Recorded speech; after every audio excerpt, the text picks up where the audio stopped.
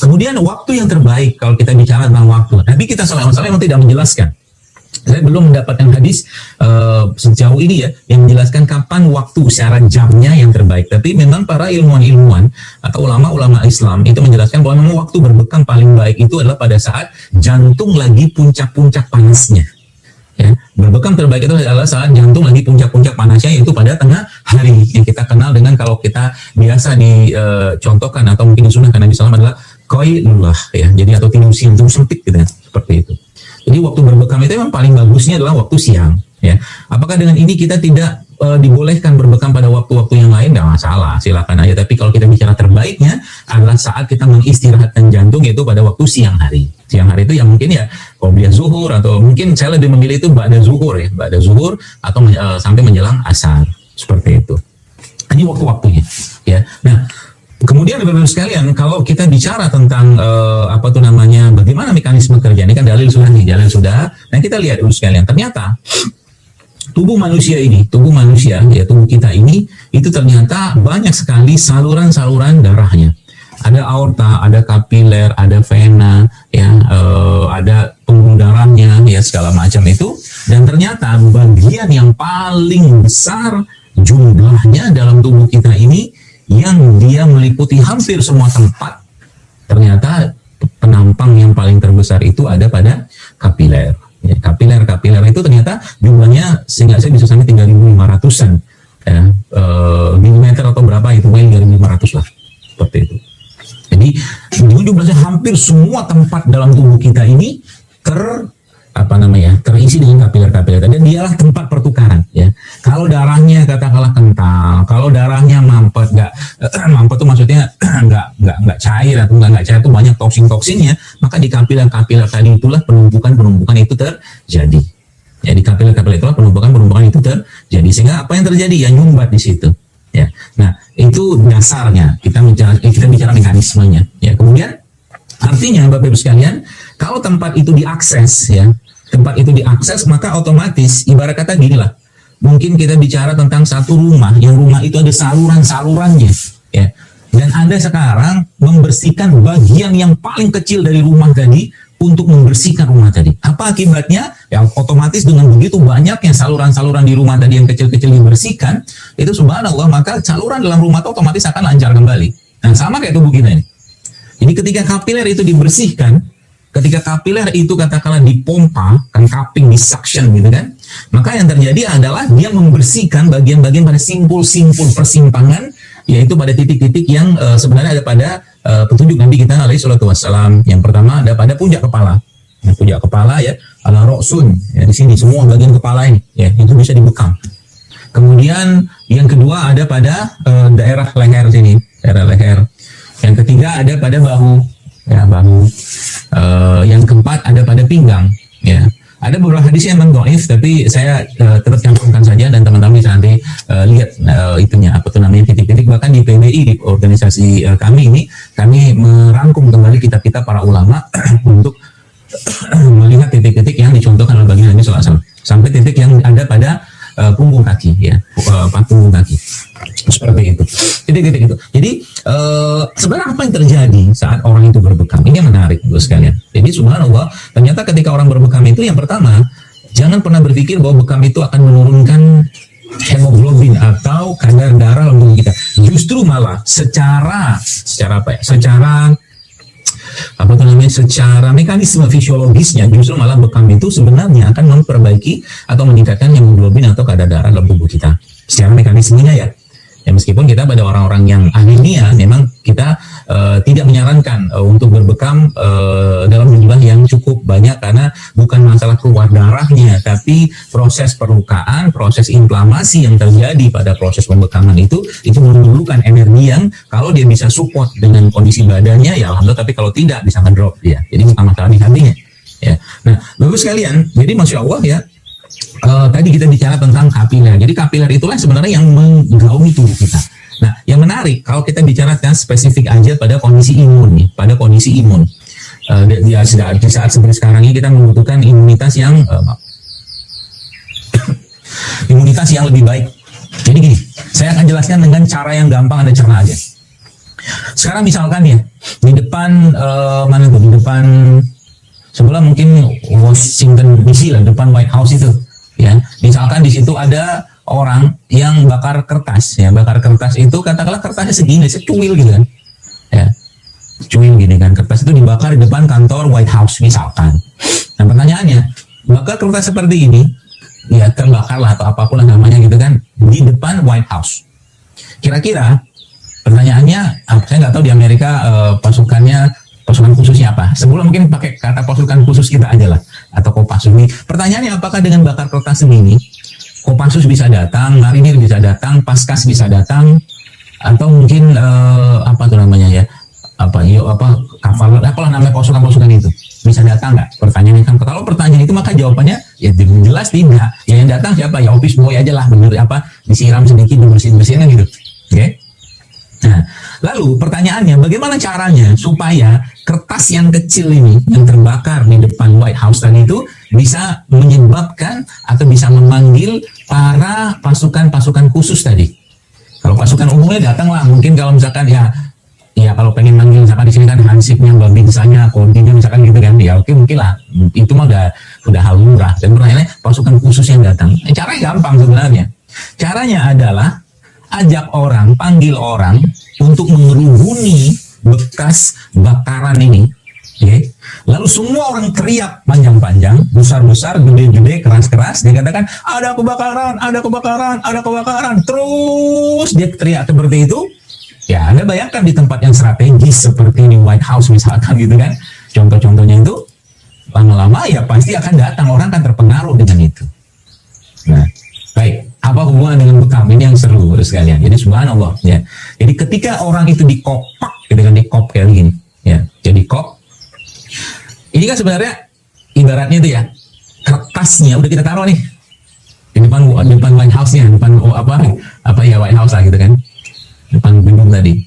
Lalu supaya kertas ini terbakar, apa yang terjadi? Nah, kalau di bagi kulit kita, kulit itu supaya bahasa terbakar si kertas tadi pura-puranya gitu kan. Jadi masya Allah,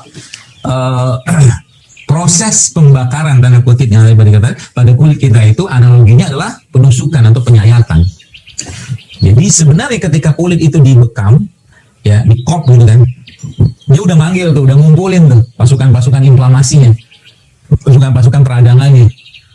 Subhanallah, kemudian ketika ditusuk atau disayat, maka keluar darah. Nah, keluar darah inilah dasar utama terjadinya bekam itu. Ya, jadi proses perlukaan pada bekam, ya, dari semua teori yang saya pahami adalah teori inflamasi atau teori peradangan. Ada juga teori tentang tawazun, macam-macam lah ya. Jadi yang paling gampang itu kita jelaskan itu tadi, teori tentang peradangan. Jadi ketika kulit kita dilukai, maka otomatis terjadi peradangan di situ. Nah, pertanyaannya, kita akan memanggil pasukan-pasukan khusus nih, karena kita punya dua sistem imun bawaan sama sistem imun adaptif. Bawaan sudah di set up oleh Allah dari lahirnya kita, ya, dari apa yang masuk ke badan kita sejak dari kehamilan sampai lahiran. Adaptif dari apa yang kita dapatkan.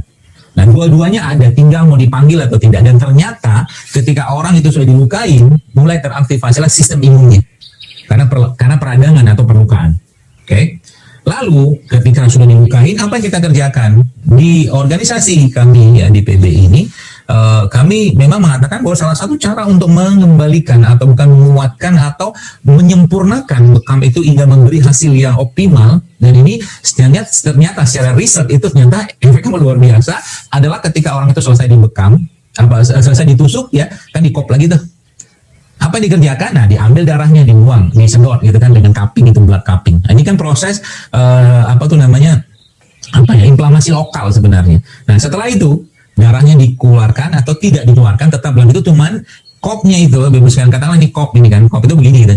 Di ujung ada pentilnya tetap, nah, itu anginnya dibuang, kemudian kan dia kempes lagi tuh, darahnya masih dalam atau kita buang nggak masalah juga, dikop lagi. Nah, proses pengkopan berulang inilah yang ibaratnya tubuh itu seakan-akan manggil apa tuh namanya, pasukan-pasukan khususnya manggil dalam bentuk tadi, kalau tadi bahasa kita kan kebakaran, ini lolos segala macam mungkin. Nah itu tubuh kita begitu. Ketika terjadi perlukan ini meskipun kecil, cuma titik-titik doang gitu kan. Tapi itu bagi tubuh ketika di stop lagi, disedot lagi. Awal dia manggil pasukan-pasukan lokal, yang pasukan-pasukan perifer gitu kan. Tapi lama-lama akhirnya karena terus-menerus diulang pengkopan dari Bapak Ibu sekalian, maka yang terjadi apa? Yang terjadi pasukan di pusat, di pinggir. Ada nyeri nih, ada pengeluaran darah nih, ya. Jadi kan tanda-tanda radang itu kan ada nyeri, ada keluar darah, ada darah, kemerahan ya. Kemudian ada fungsiolesa ya, kalau tumor dolor gitu, kita pernah belajar dulu, kemerahan ya. Kemudian nyeri seperti itu, itu ternyata memanggil pasukan-pasukan imun yang ada pada daerah pusat, yaitu di otak atau SSP, susunan saraf pusat kita. Tapi yang menarik lagi buat sekalian, ternyata selain kita bicara tentang tadi imun, jadi kalau imun itu insya Allah sangat-sangat terbantu dengan bekam. Jadi sebenarnya kalau kayak zaman sekarang ini, Bapak Ibu sekalian sering saya sampaikan berulang ya, umat Islam tuh nggak usah panik dengan wabah ini. Perbaiki wudhunya, perbaiki sholatnya, tambahkan sholatnya, sholat sunatnya ditambahkan. Ada mana? Ada. Yang ada stok alat bekam di sini. Nah ini ya, jadi misalkan begini nih Ibu sekalian ya, ini kan kopnya begini. Nah, pertama kali kan daerah yang kita mau bekam itu ya, katakanlah di kulit ya, itu kan kita bersihkan ya, kita biasa menggunakan minyak zaitun ya, atau desinfektan alaminya. Misalkan kita menggunakan garam gitu-gitulah.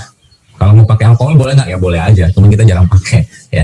Bersihkan, habis bersihkan itu kan mulai dikop, jadi nggak boleh langsung disayan dulu, dikumpulin dulu pasukannya, kumpulin dengan cara kan disedot itu kan nyeri ya, nyeri. Kemudian apa yang terjadi setelah nyeri itu, malah kita buka nih pentilnya, kita buka, ya taruh di tempat yang bersih ya dan higienis, kemudian baru ditusuk atau disayat.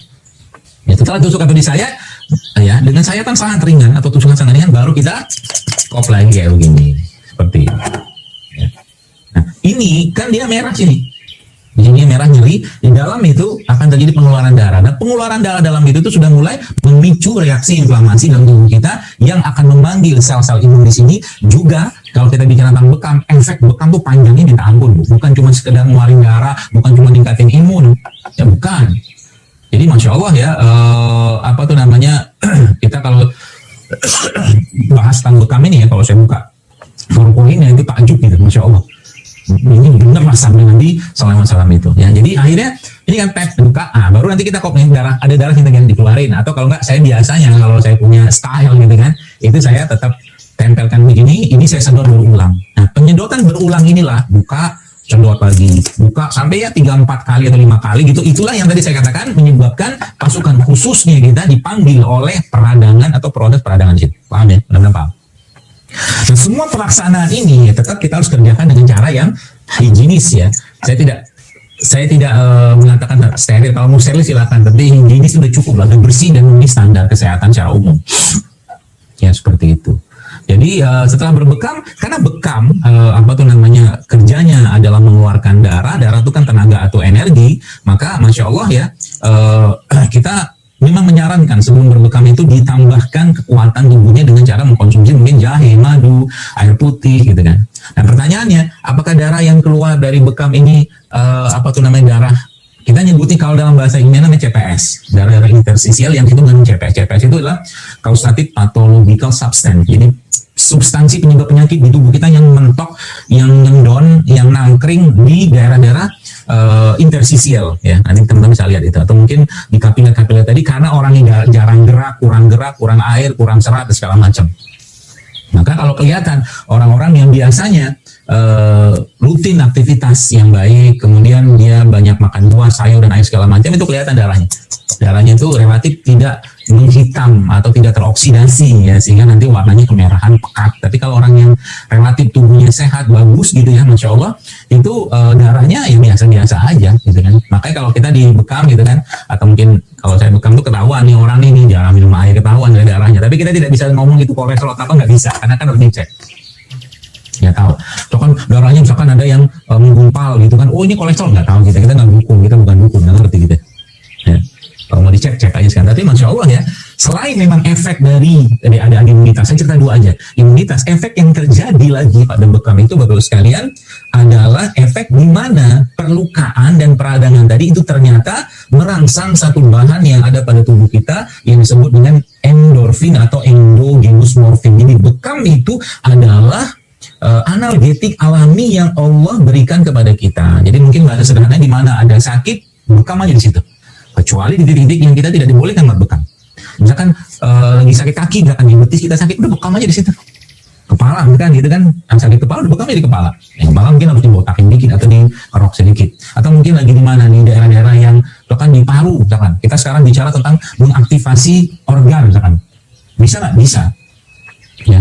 Misalkan kita mau mengobati atau mungkin mengurangi peradangan ya.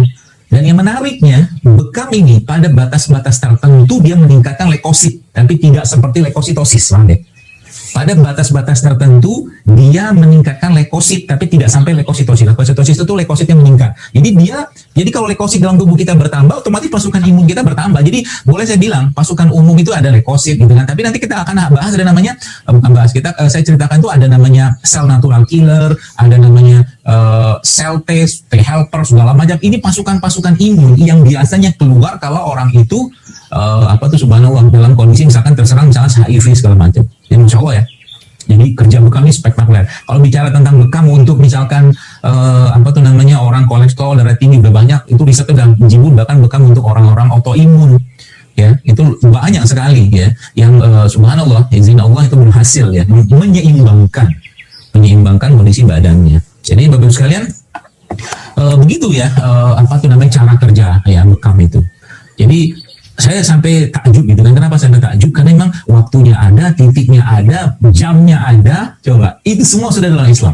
Kalau berarti di luar titik-titik atau mungkin di luar jam-jam itu boleh kita berbekam? Boleh-boleh saja, tidak masalah. Ya, tidak masalah.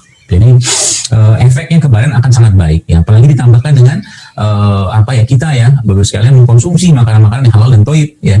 Itu akan sangat baik ya untuk menjaga kebersihan darah. Dan yang luar biasa lagi, ini sedikit tambahan saja. Karena memang termasuk juga bekam itu sangat baik digunakan untuk orang-orang yang alergi karena dia memicu pengeluaran ya antihistamin lah ya, bahan-bahan yang bisa meredakan gejala-gejala alergi. Jadi orang-orang yang rutin berbekam itu insya Allah nanti alerginya akan menurun, diperbaiki sama dia ya, seperti itu.